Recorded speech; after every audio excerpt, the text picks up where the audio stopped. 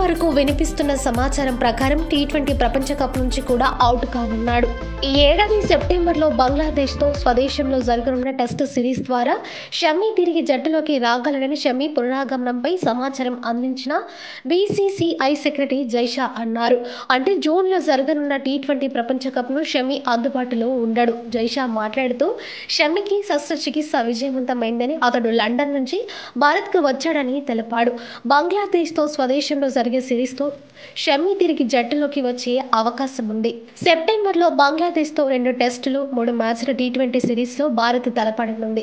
జైషా ప్రకారం ఈ సిరీస్లో షమీ టీం ఇండియాకు ప్రాతినిధ్యం వహిస్తాడు. గత ఏడాది నవంబర్ 2023లో జరిగిన వన్డే ప్రపంచ కప్లో మహమ్మద్ షమీ అద్భుత ప్రదర్శన చేస్తాడు. ఆడిన 7 మ్యాచ్ల్లో 24 వికెట్లు పడగొట్టి టోర్నీలో అత్యధిక వికెట్లు తీసిన బౌలర్గా నిలిచాడు. షమీతో పాటు కేఎల్ రాహుల్ పునరాగమనంపై అప్డేట్ ఇస్తూ కేఎల్ రాహుల్ ప్రస్తుతం ఎన్సీఏలో ఉన్నారని, పునరావాసం ప్రారంభించారని జైషా చెప్పారు. అంటే రాబోవు ఐపీఎల్లో రాహుల్ ఆడనున్నట్టు కనిపిస్తోంది.